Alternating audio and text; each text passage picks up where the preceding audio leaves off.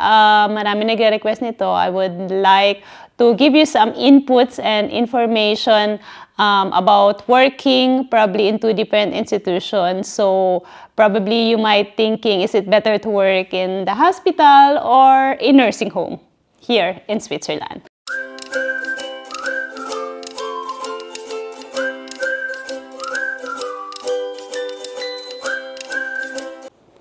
Hi guys, welcome back to my channel. Again, this is Anyam, and to those of you who are new to this channel, to this video, so this is me just sharing you everything else about working and living here in Switzerland as a nurse, as an immigrant, and as an expat. So for today's video, marami nagre-request nito. I would like to give you some inputs and information about working probably in two different institutions. So probably you might thinking, is it better to work in the hospital or a nursing home here in Switzerland?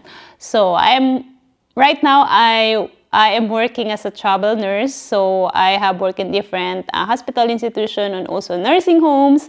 And I just give you guys only some inputs about working on those two different institutions. So disclaimer, this is just only my personal experience. It doesn't mean that what happened to me or what I have experienced, ganun din naman yung mangyayari sa inyo.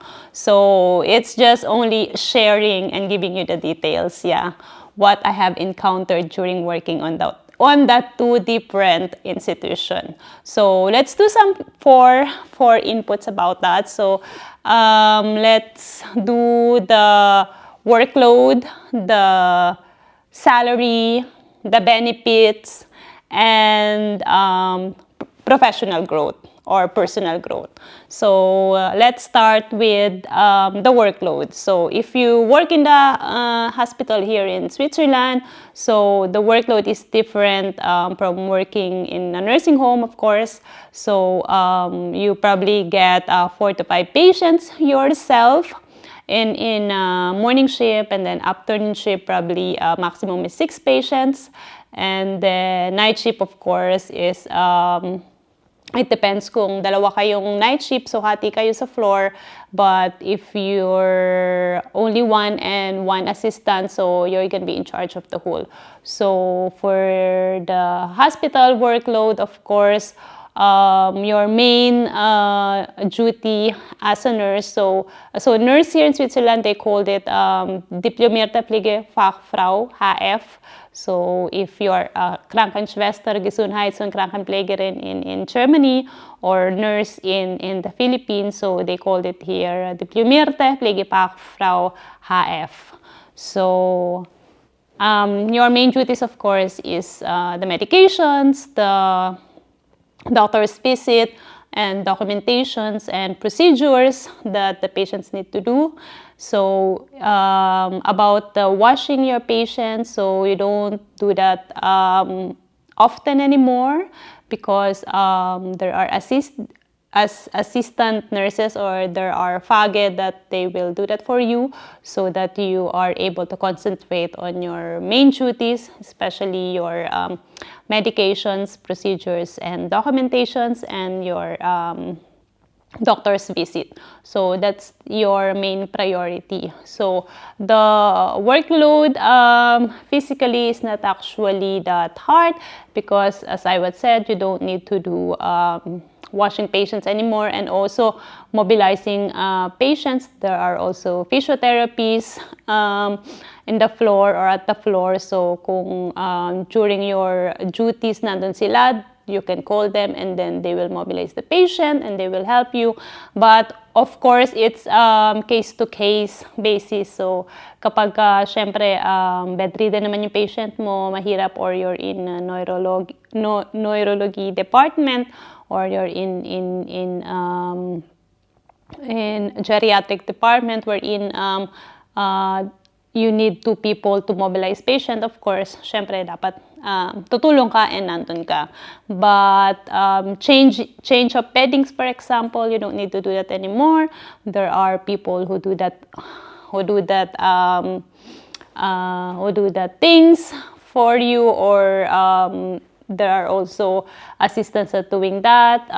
Blood pressure, for example, if it's only a routine blood pressure, you don't need to do that. Some students do that as well. So, yung mga basic procedures na pwede mong i-delegate, made-delegate mo na siya. So, physically, workload is actually not bad. And the only thing in the hospital setting, hospital area is that take a lot of time is the doctor's visit and also your documentations and the procedures. Because the doctors visit in Switzerland, the doctors really take time to do their visit sa pasyente. So each one of them, you'll need to be with the doctor. You need to go through the medications and procedures of the patients. And of course, syempre, each patient, magkakaiba naman sila ng situation. So it depends on the situation of the patient. Sometimes talaga matagal. Kasi may mga complaints yung patient, nag-uusap yung doctors, and then doctors need your opinion as well, and the opinion of other assistant doctors, and sometimes they need opinion from other overarts or yung mga special doctors. So it really take times. So doon nauubos yung oras mo sa duty, especially if you are in an early shift. And of course, the documentation. So the documentation here in Switzerland is not like na isusulat mo lang na Patienten hat keine Beschwerden. So hindi po yun allowed. So you have to be accurate, you have to be precise in documentation, because here, of course, it's healthcare insurance base. So kapag hindi proper ang documentation, of course, hindi naman babayaran ng insurance properly yung hospital. So you need to be precise, and you need to input everything that you do for your patients. So kaya ang mga nurses here sa Switzerland, maraming mga administrative job here, and also the documentation. Although it's all it's all digital na, and mabilis na naman siya, but of course you really have to think what nursing plan do you need, the nursing interventions, your mass name, you have to conceptualize that for each of your patients. So yun ang sa hospital setting about workload. So sometimes kulang yung oras mo, sometimes Feierabend na and you're still not yet finished, especially kapag marami kang mga wound care. Of course, wound care, you have to properly document this as well. So you need to take photos, you need to describe it accurately and precise, so that the other nurses will, or the doctors or any wound care specialist would determine what kind of wound is that. So you have to be very precise on documenting that as well. And yun, and let's go to the nursing home workload. In the nursing home, yes, of course, it's different because nursing home is routine. Kilala mo na yung mga bewohner mo, residents. Yeah, the residents is always the same. So workload with the physical workload in a nursing home, if you're the nurse, the Tagesverantwortung na tinatawag nila, you're responsible for that. So you're gonna have in an early shift, you only have, I think, 4 5 bewohner, but they are all self-ständig or they are all mobile, so you don't need to wash them or to help them with clothes or feed them. No, you just made them bed and then help them with light things like Socken anziehen oder Strompe anziehen. Yun lang. Sorry, namimikas ko yung German and English and Tagalog about this video. Nagkakos ng time then is the documentation, because as what I said, it's a health insurance based country, the healthcare here, so you have to be precise and accurate of what you documented. So sa nursing home, you don't do a lot of more on administrative hair medication, and also pag dumating yung mga angihurige or relatives na may mga questions, you are responsible to talk to them and to answer their questions. And syempre pag dumating yung mga doctor's visit din as well, once a week lang naman usual ang doctor's visit nila. So, ikaw din na mag-attend nun. And of course, pag may mga emergency sa mga residents or some like wound dressing or anything else, may na-storts o may nag-fall, you need to attend close to them. But mostly, the routine job is medication, giving the medication, wound care, and your documentation. So, and of course, helping your assistants. So, in nursing home, they are usually in the morning shift 3 assistants, and they have the patients, residents that need to be washed. So ikaw as a nurse, you only supervise and you only do the light things. So yung mga change of beddings, hindi mo na rin ginagawa. So feeding, you don't need to do that. Only if you have time, of course, you need to help them, you need to offer help. But you don't need to do that because there's another more important things that you need to do. Yung mga, for example, your mga laisto ngayon, yun nga, mga pligeplanong, yung mga interventions, and yun. You need to be more aware of that. So here is more on documentation talaga is really important. So you need to have input a lot of knowledge doing your nursing care plan. So yon, and then let's do to the second input, which is the salary. So probably some they have a misconception, if you work in nursing home, mas mababa ang salary mo, and then if you work in the hospital, mas malaki ang salary mo. Well, actually not. It's not like that. So it depends. So here it depends on which region you are working, your age, and your experience, of course. And actually, the nursing home, they offer a lot more than in a hospital, because they want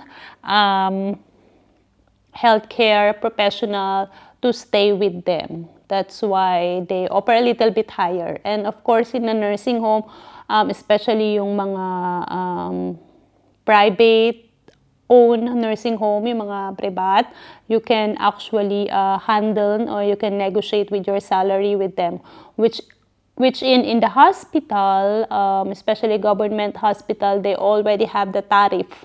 So just like in Germany, they have some tariff, so you're gonna fall on that tariff. Depends on your age and experience, of course. So in my experience, and as what I heard and as what I encountered, nursing home offers actually higher salary than the hospital itself. Although I want to say it again, so it actually depends on the institution, yeah?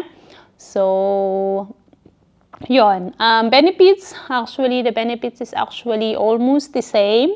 So you have the 13-month pay, nursing home and hospital, you have that. You have your children and family fee.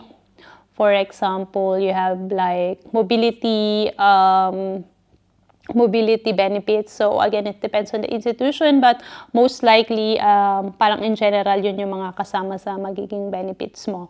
So, mas malaki lang ang sulage in the hospital if you work in night shift and if you work on holidays and Saturdays and Sundays. So, mas malaki ang hourly rate na sulage or differentials na marireceive mo in the hospital compared to the nursing home. So, for example, sa hospital, if you work night shift, sometimes they give, may isang institution here in my area na nagbibigay sila na 20 francs per hour sa night shift, which is so high.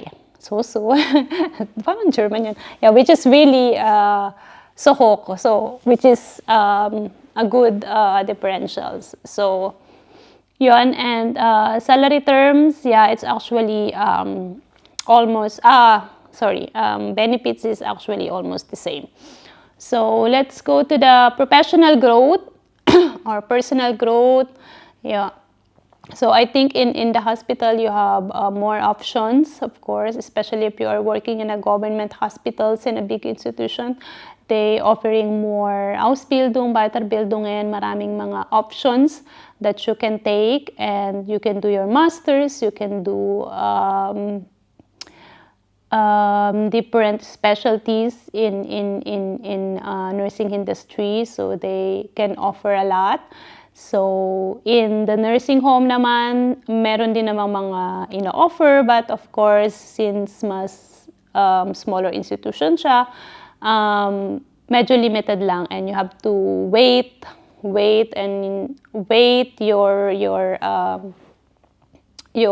kasi parang may list sila and you're on the waiting list sometimes. So although in hospital, meron din naman sila mga waiting list, but of course, since it's big, so mabilis yung pagpo-produce nila ng mga courses or Weiterbildung, so which you can take easily.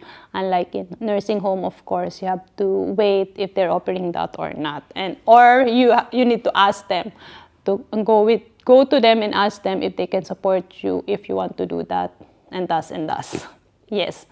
So yun yung mga 4 inputs na ibigay ko. So actually working in those two different institutions as a nurse is actually not bad. It's actually you can still have your work-life balance. It depends how you manage your stress and manage your time. So I always believe that if you manage your time well, your stress as well, and of course, if you have your plan and if you have structure on your day, so you're gonna be erfolgreich, or you're gonna be successful on that day doing that job. So it really depends. So hindi na mababago wherever you go, small institutions, big institutions, there's always a stress. There are always things that mangyayari na hindi mo mapipredict. So it's up to you if you're how you manage it and how you're gonna manage that pressure in order for you to perform your job well and easily. So sa nursing home, so kasi nagiging misconception na if you work in a nursing home, so magpupunas ka lang, maglilinis ka lang ng bubonor or residents, or magpipiding ka, papakain, or changing diapers. No, it's not like that. It's more to that. You are more here, you need to engage more on your bibonor residents. You need to not just feel their needs on the daily lives, but also their satisfactions. And also, as a nurse, you have that responsibilities that they have the quality of life that they deserve to have. Yeah, syempre, they are 90 years old. We have 105 years old sometimes here in Switzerland, more than hundreds. So they deserve the quality of life that they need before that terminal stage. So you have to make sure that of course you are rendering that care to them. So in the hospital naman, of course, you are responsible to let your patients, before they are being discharged, to be physically, mentally, and emotionally well before sending their home. So yes, mga ka-nurses, yes, if you are willing to move or pursue your career in Switzerland, whether in a hospital or whether in a nursing home, it's up to you. It's your decision. So this is just me sharing you my information, my input. So those who are having fear going to nursing home because they're thinking, okay, too physically exhausting. So here is different. It's not like in Germany wherein you do a lot of things. So here hindi, may mga nagsiserve ng food, may mga tagalinis ng food. So you are more into supervision and administrative work. So I think that's it. So hopefully I have shared you some information about that. So again, it's up to you if you want to come and work here. So it's also your decision. So to work in a nursing home or in a hospital. So it is important that you do your research first before moving here or before accepting a job. Please do a snooper tag first so that you will be able to see how the floor is or how the station is, how they work there, the routine, especially. So yon, that's it guys. And yon, if you still have some feedbacks, any questions or queries, just comment down below and I really try my best to answer those questions if I have time. And thank you again for watching this channel and see you guys again for my next video. Bye, ciao, merci, adieu.